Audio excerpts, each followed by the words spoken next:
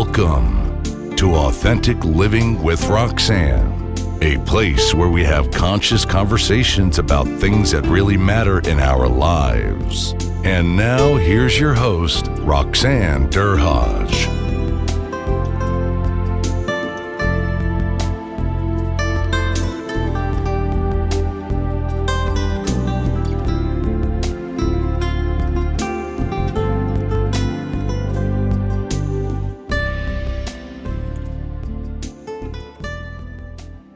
Hi, everyone. It's Roxanne Derhodge of Authentic Living with Roxanne. Thanks so much for tuning in again this week. This week, I have a special colleague, Pam Griffiths, here with me. Hi, Pam. How are you today? Great. Thank you, Roxanne. Thank you so much for the invitation to be here with you today at this incredible time. Well, thanks. I know it's a lot going on for all of us, but I'm so glad that we had this booked and we've had that time to be able to spend the time with the topic. I think today is so vital. It's something we always has known in the business environment that's needed, but even more so in this uncertain time. So let me tell you a little bit about Pam and we'll jump right into it. So Pam she runs Pam Griffiths Coaching Inc. She's a professional coaching and training company that takes a holistic approach to personal growth. Her philosophy is based on leveraging a leader's strength while aligning their vision and values to support the success. This approach supports our leaders, coaches, and teams to take meaningful action, experience positive change, and achieve extraordinary results. What a timely need for this right now, because the first thing that's going out the window, as we were chatting just before we got online, is positivity, which is something that really we need to harness even more so right now. Absolutely. You know, Roxanne, it's about how do we keep the energy or vibration up when everything feels so heavy. If we're listening to too much media, you know, it can really pull teams down and their vibration and positivity down. So how do we ensure that we keep that up so that we're in that space of creativity and innovation? Absolutely. So Pam has also written a #1 Amazon bestseller that was released last year. And I think it's probably a timely read as well. So I think picking up a copy would be important. It's called Leadership Unleashed, Awaken Your Extraordinary Leadership. Pam, you and I, Pam and I, we both live in the Niagara region. We were fortunate to both share this stage at Niagara Disrupt, where we both saw each other speak. And, and that was just a couple of months ago when things were kind of like, business as usual. And look at what's happening even in the last week. So Pam, let's jump right into it. I know my business has increased and pivoted completely virtually, and yours has done the same. Mm-hmm. So you're talking to leaders all the time, you're talking to teams, you're coaching. What's the pulse out there of what's happening in different industries? Yeah, so thank you so much, Roxanne, for that lovely introduction. And it's such a pleasure to be here with you. And yeah, what's going on out there is that there's so much distraction, and leaders are feeling panicked. They're having a hard time to lead when they themselves have this feeling of fear and unknown, and how do I lead in the middle of uncertainty? And so that seems to be the theme across so many different cultures, different organizations, and different leadership levels. Just trying to get the teams, first of all, there's all these emergency procedures that are being in place. So many people are now working from home, which they're creating new norms. There's so much upheaval and so much distraction. It's really a challenging time, an extraordinarily challenging time for leaders to lead today. So to your point, we have to think, of course, critically, how do we keep safe, right? So that we know that that's the most important thing. And I know that most every industry other than now the EMS or critical services are, that's a whole other topic. And I'm sure you do some work in healthcare, as I do. What is it that you're finding are some of the things that senior leadership is struggling the most with? I'm sure they're doing a lot of things really well, but what are some of the things that they're struggling with the most from some of the coaching that you've been doing lately? Yeah, so a great question. And so what I often see is, I would imagine even more as we listen to the leaders and their challenges today, is to motivate their teams. A theme across so many industries and leadership levels is, how do I motivate my team? Yeah. And gone are the days of telling. We so many leaders feel their value is all about sharing their knowledge, and here's how you do things, and this is how I want it done.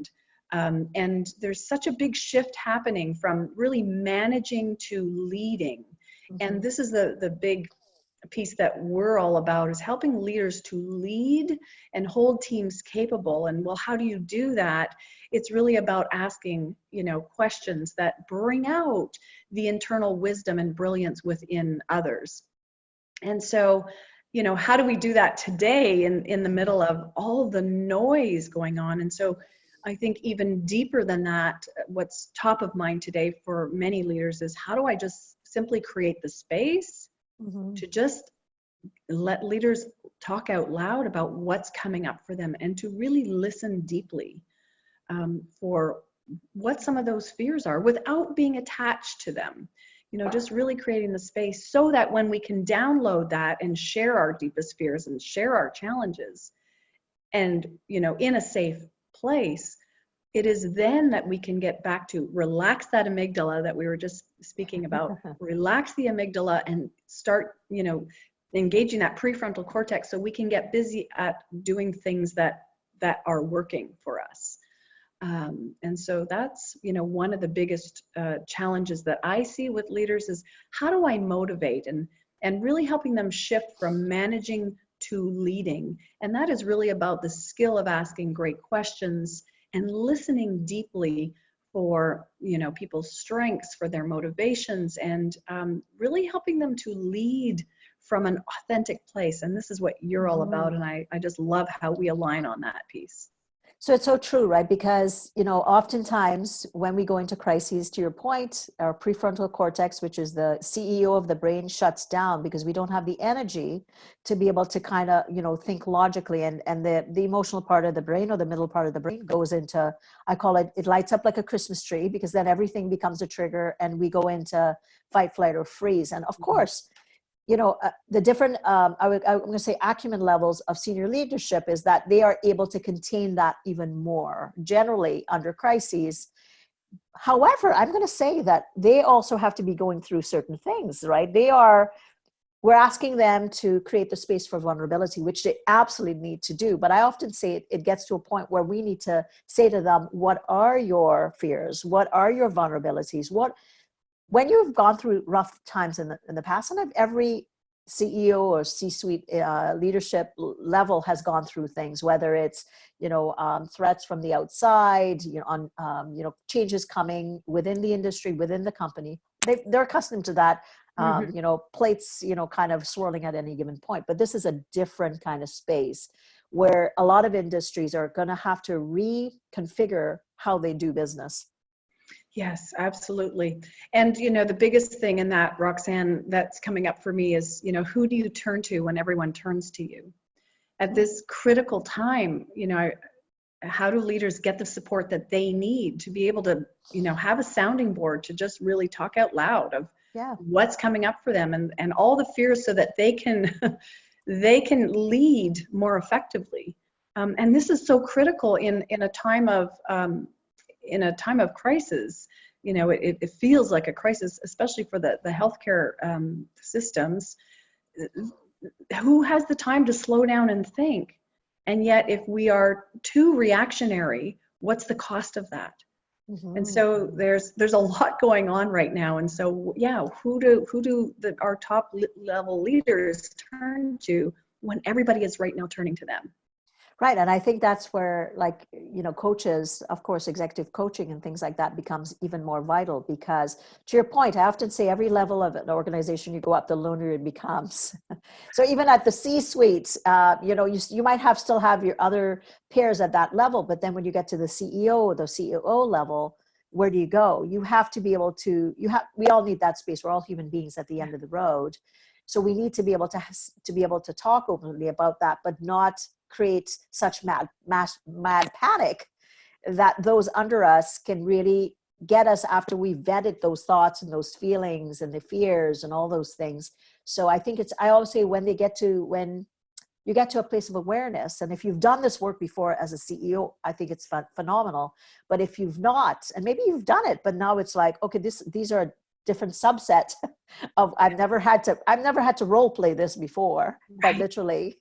So how am I going to do it? So I think it's, to your point, they all need a space to be able to vent and just share, and then be able to come frontward facing to their teams to be able to say, I understand your fear. I have them too. How much of this should they share without which will not add to the panic, Pam? So what do you think? Yeah, absolutely. And so, when we talk about authenticity, Roxanne, just to pretend that everything's okay and we're just going to keep on keeping on, we don't want to lead from that space. I mean, our goal is to help every leader lead from an authentic place. And so how do we say enough to really help others be seen, heard, and understood? And I understand, I get it too. I mean, you and I are both having to, find ways in which we can refuel and re-energize and stay above the fold, if you will, so that we don't get dragged under. So the same thing for top level leaders. They need the support so that they can stay above the fold and lead in these extraordinary times. And at the same time, be authentic and say, yeah, this is uncharted territory. We've never been here before. And what I can promise you is we're going to do this together. It's got to be language that resonates and that is truly aligned with that particular leader. So already joining and saying, this is uncharted territory, but we're in it together. And I wish I could tell you what I thought it was going to look like, but all I can say is that we're going to just do our best together. Yeah. And how can we be here right now? Right. Absolutely. Let's be here right now, because the only thing we can affect change, we can't affect what's going on out there. We can be here right now for one another and be present in the moment and go from there. I mean, that's the only place we can be right now. And if we think too far in the future, that's where a lot of fear, comes up. So how can we be right here, right now, and calm that amygdala and be present and just be aware?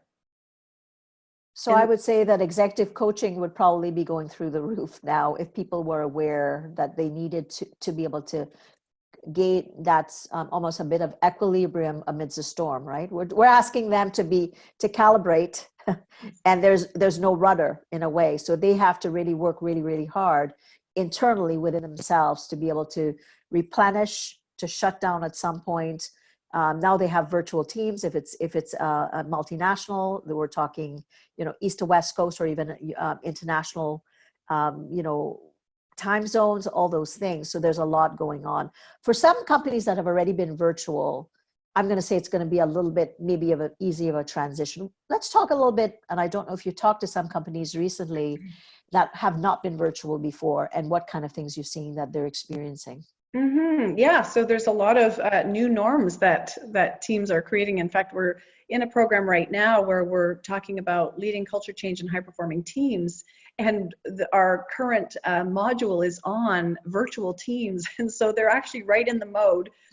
They're experiencing it, and they've got a model, a methodology in how do we set up a virtual team. And so part of it is like, what are our norms, and this is how we used to do business before. So what are how do we use technology differently? What are the opportunities? How do we innovate and create in this time? And so they're all kind of building the plane and flying it, if you will. Wow. Yeah. New model, new iteration, day by day and week by, I can say quite literally, Pam, that a 7-day week that we've experienced in the last week is something that's unprecedented. And I would say most people's lives, right? Like we've never had a 7-day week like we had in the last little while. And I'm sure everybody's thinking it, because I know I'm thinking it, what's to come when we get those updates every 24 hours, right? So I think from a perspective of coping, it becomes, what can I do and what's within my control right now? Absolutely. And we have, we're so fortunate to be in an era of resources. The resources are abundant. What I'm so amazed at, Roxanne, is the amount of innovation that's taking place right now. Car manufacturing plants turning into making healthcare supplies. I mean, I it's know. just, it's incredible. We have so much technology at our fingertips. So how do we are, and human beings, we are so resourceful. So how do we continue to remember that in the middle of the noise? And it's a very loud, noisy time.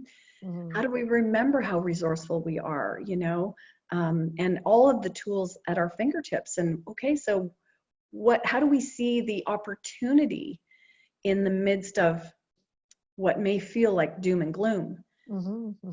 And we've all been in uncertain times. In fact, our lives are uncertain. We may think because we punch a clock at a certain job and we have a certain role, we might think that that's a safe place to be.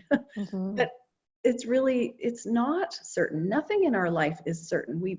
But we tend to walk around thinking that we're good, And so it's really, how do we manage, how do we lead in such ambiguous times, and recognize that there is a lot of uncertainty, but what is this calling us forth right now? What is this opportunity, this time? Having us, look at ways in which we can create and innovate and maybe do things differently. And let's talk to the positive side, because I'm sure, there's not a lack of what's not going well in this time. We chatted about that. And if one thing I say to people is, manage that the same way like you used to manage your workflow. Shut off your phones, find a spot at the front of somewhere in your foyer, turn them off as much as you can for right now.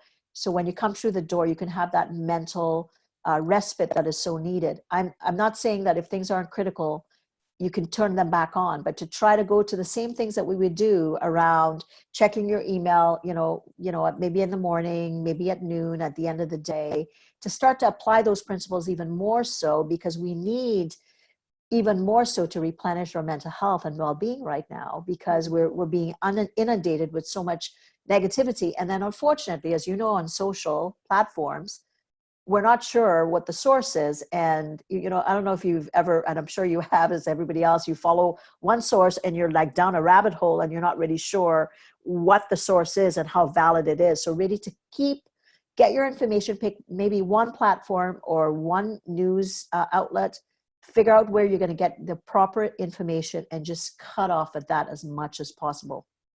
Yeah, sticky notes are wonderful. So I'm hearing you setting up systems for success. So if you're just new working at home, a sticky note in front of you. What's the metaphor that keeps you in the energy, the positive energy? Okay, I'm only going to check the news, at night after my workday. I'm going to check in on loved ones at a certain hour or whatever. Setting up systems for success is so important. We have children at home. We have, husbands and wives and partners at home now, trying to, find space to work. So setting up systems and boundaries to really help you move forward in this time, and really seeing this as an opportunity to, if we could do this, we can do anything. Maybe the innovation, the creativity that comes out of this. I mean, you may be so far ahead within 3 months to come back to your team and say, look at all this new system I set up. Or, maybe we have virtual office hours now. Maybe we don't need to open up another office building or build another office building. We can all work virtually. I mean, there's so many pluses. It might be hard to see for people to see them right now. And so, even like a strategy in the morning, just to list all the things you're grateful for, all the things that are going well in your life. Or what you've accomplished. I don't know if you do this, Pam, but what I try to do, and I should do it more often, but sometimes I'm preparing something because I need to kind of get, something out for someone that I'm being interviewed by. And I start looking through my accomplishments. And I think it was last year, I sat down and I was going through everything, and I was like, wow, like, look at all the things that I had done, sometimes small, but oftentimes so many things. And I think what we're always doing as human beings, and this is probably one of the learnings, is that even daily, if we can stop and say, what did I do today? Right? Like, really, what did I do? And the things, like you said, to pivot that to gratefulness, like, I was able to have breakfast with my family, which I never have been able to do for, say, 15 years. Or I was able to, if you have younger children, read a bedtime story, because oftentimes you're missing that. Or I've been touching base with my mom and dad, because they're both older, and I know I've been I've been out and about, but I talk to them every single day, which is something that I used to do before, but now I've gotten back into. So those, to your point, what are the gifts? As much as most people listening might go, gifts, we have to look for those, because we are seeing them all around us. Like you're saying, like manufacturing plants that are, making masks or respirators, hotels here in Niagara that are taking in, healthcare workers that they think need quarantining, flower shops that are taking all, their, shipments that they couldn't send off, and they're putting out, out front of their stoops, so we can get, fresh flowers, which is a small thing, but it's a nice thing that you can walk into your dining room and see a fresh bunch of flowers. So these are small things, but really good things that I've seen, in a short period of time. Yeah, absolutely. And there are so many blessings right now. And if we take time and we calm down that amygdala and we sit down and we reflect on all that's going well, there's so much, so many beautiful things to see if we just take a moment to look around and look inward. And the other piece to that, Roxanne, I love how you said, what have I accomplished today? That's so important to help people, get wind under their sails. The other piece of that, in a time of, so much noise, what are the top 3 things that I must achieve today? And so your list isn't overwhelming, but I will feel really good if I've achieved X, Y, and Z. And, and then managing all of the other things in the middle of the day. And so just really setting yourself up for success and keeping your vibration high in a time when, things can pull you down. I want to pivot back a little bit to virtual teams. And let's say I'm a new manager and I'm just trying to figure this stuff out, right? I'm just figuring out how to calibrate. So I'm coming, but I'm still kind of, I'm still a bit scared. And let's say I had a team that maybe there was some blips before all of this. And what kind of guidance would you give to managers that are trying to kind of deal with the current situation, but maybe deal with some potential disarray or conflict that was occurring before they went virtual? Yeah. So, a big piece is really about having those authentic conversations, Yes. And how's it going? Roxanne, you've been working from home now for a week, and I'm curious, like, how's it going? What's working? What's not? What do you need for support? Maybe you can, think about what are those blips and have a conversation around, wondering if you'd be interested in having a chat about some of the things that I've been noticing. And this is really where coaching conversations come in, to be able to have a meaningful conversation. It's intentional, and it's not done with an iron fist. It's done with a velvet glove. However, we want to ensure that people hear what it is that we're noticing, and then finding a way to creatively close that gap, if you will. And there's a lot more that goes into this conversation around, how do you hold the space for a conversation like that, a courageous conversation. And oftentimes it's connected to someone's strength. So we see the world from our own lens. And so we may make an assumption that you can do exactly what I can do. And that's not necessarily the case. In fact, it's most often not the case. And so what do we know about a leader's strengths? And is their role really, are we really building in, building their strengths? And are we really keeping them in a role that is connected to their brilliance? And if not, then what are the opportunities, if any? Absolutely. Yeah, no, I think that makes sense. I think that makes sense, Pam, because, what it really, in a way, I think what it's making managers do is they have to become more aware, even more aware as if than when the person was present. Because now, of course, in this heightened state, you may have had maybe performance issues along the way, and maybe somebody has been struggling in particular areas or whatever. Those aren't going to go away. And now you have the heightened stress of, I still have to manage and we still have to perform. And you can't gloss over and pretend, oh, everything's good because now we're virtual. You just have to continue to lead. And you maybe have to think, because you and I have met each other, so I feel connected to you, and teams also would have that. But if I'm not getting along with you, I'm probably not going to want to really kind of sit across from you on a virtual call.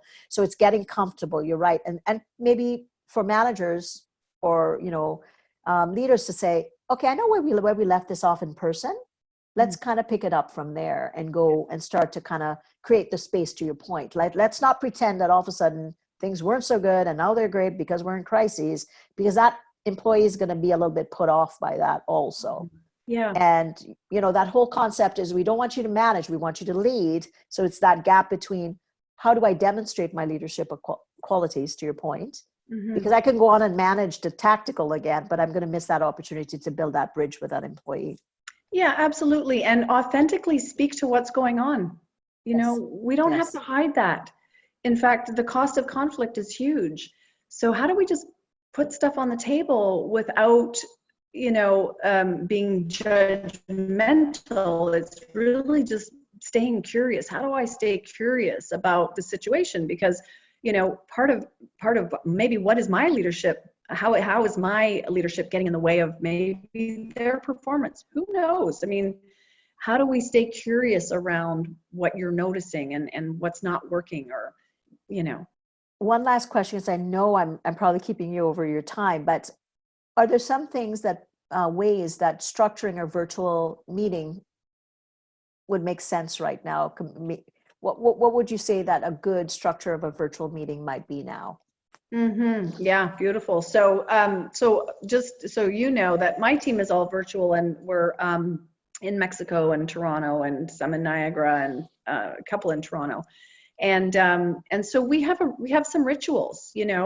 I think it's really important to build the connection. So how are we coming into the space? First thing, how, if it's a Monday morning, how are we doing? Right. How is the weekend? Just allow go around the room, the virtual room, and allow people to just sort of share what's coming up. It's okay. Right. And then let's start off with, some wins. What worked last week? What's going well? This is all new for us. So let's talk about some wins, and really let's help, to create some momentum and, keep this high vibe. And then, what are you working on? What do you need help with? And what are you ready to take action on? So some really good basics, connections, checking in, what's new, maybe, how is the streamlining of your spouse working home with your children, those types of things. So make it a bit more personable versus if we were just pivoting. I remember when I moved to virtual, and goodness, this is going back in 1993 when I was a corporate executive and I went virtual. And I remember what I went through, Pam. I was like, whoa, I'm an extrovert, right? And I was accustomed to, meeting in corporate, and then I went virtual, and I used to go back to corporate just because I needed it. And I'll never forget the day that they said to me, why are you here? And I'm like, well, I'm here because we're having a meeting. And they said, well, everybody else is at their desk, because we were East to West Coast, right? Right. And I remember thinking, wow, this is such a change. But I mean, obviously, I adapted, but what I recognized that there was a different way of connecting that I mean, I was connected to people in person, but there were certain things that I needed to do as an extrovert to make Mhm. myself comfortable to kind of transition it. And that we're talking, like I said, 14, 15 years ago now. Right. But it's interesting how that happens. So I think it's also understanding yourself and what kinds of things you need to feel connected. If you're an introvert, introverts, nothing against introverts, but they probably, because they're so a bit more internally grounded, they can figure out things. Whereas extroverts, we need to kind of, we can't touch, but we need to kind of do more of the face to face and all those types of things. Would you agree with that on Yeah, Teams? absolutely. You get your energy from people, and Right. introverts get their energy from being by themselves. So, yeah, and I think what's really important, if it's a brand new virtual team, it's setting up your norms. What are our norms? Do we have different working hours that we need to be mindful of? I'm looking after the kids in the morning, my wife's looking after the kids in the afternoon, or what's going on for people that we need to be aware of. I'm going to work till 8 a.m. and my husband's going to, I don't know, look after the kids in the morning. Just really being aware of that, and it's okay when we're virtual, but how do we lean on each other? How do we we need to know what we need to know. We need to set up our norms, and be realistic about that, and then figure out how we manage at a time of at an extraordinary time. And maybe even, I don't, I'm just thinking, but maybe like virtual connection points, maybe like coffee times. Like, why don't we kind of post that maybe at noon, I'm going to probably have, lunch, and, we can get on the line, or coffee breaks or whatever, that might be a good thing to just have people socialize. And no, I was thinking about that with some of my business colleagues, but also my girlfriends, who I generally would get together with, and do something social, and now I can't. So we were saying that we could say, we can get together and we can have a coffee, or we can have a glass of wine, and we can just chit chat. And so does that make sense with Teams also? Love that. Love that idea, Roxanne. In fact, we're doing the same thing with my girlfriends. We're getting together on Wednesday night, because it's been a long time, a virtual social distancing girls' night in using Zoom. And it's fun because some of them have not used technology like this before, and so it's learning, and it's a space there. So I love that idea. Let's coffee time, and in fact in Zoom you can have breakout rooms, right? So right. That's an idea as well. We use a program, a system called Slack. So yes, I do use it as well. Yeah. A lot of companies have, their L Drive, and they have their systems for that. But if they're a smaller organization and they want to, learn some new systems to be able to direct message, Slack is a good one for that. Absolutely. Yeah. Well, Pam, this has been fantastic. I think we could talk probably for hours about what you're seeing out there. Just any last words? Tell people where they can reach you, where they can find out about. Pam has generally does a 3-day live course, but now it's gone virtual, and things like that, and where obviously they can get the book on Amazon. Yes, absolutely. Leadership Unleashed is available on Amazon.ca. As well as .com, and our program, the Coach Approach System, our Coaching Skills Academy, is available for leaders. We do teach it live, and we also have our programs are virtual, so all of our content lives online, but it's very interactive. And so if you're interested in that, please go to www.pamgriffithscoaching.com. And you can sign up for our newsletter. You can go in and set up a discovery call to learn more about our programs and see if they're a right fit for you. And really, just some last words, Roxanne. I'm so truly grateful for our conversation today, because we're really at the height of or in the middle of an extraordinary time right now around the globe. And I just want to remind all leaders that this too shall pass. And remember, you have all the keys within you to do really amazing things right now. And part of our job is to help others, just calm that amygdala down and get back to what's possible. Well, thanks again, Pam. And my takeaway is Thank you. to be able to just remember you're leading, and people are always going to look to you. So you have so much more of an obligation to demonstrate that. And the tactical things, we all know that leaders are very good at that, and to spend that time to get to the point where you're taking care of yourself at such a profound level, because people are going to lean on you that much more. So take the time for awareness. Do whatever you need to do to keep mentally resilient at this time, because once this time is finished, there's going to be an aftershock that we will have to get into to help people also mend some of the things that they've gone through. So in that leadership role, we're going to need so many things from you. So to really, really do what you need to take care of yourself. So Pam, again, thanks so much. This is Roxanne Durhodge of the Authentic Connection Movement. If you're needing any information on mental resilience, coaching, and speaking, you can give me a call at roxannedurhodge.com. Thanks for tuning in to Authentic Living with Roxanne, creating the space for positive, healthy change. Roxanne is a keynote speaker, psychotherapist, and coach. To work with Roxanne, visit roxannedurhodge.com/blueprint. We'll see you next time on Authentic Living with Roxanne.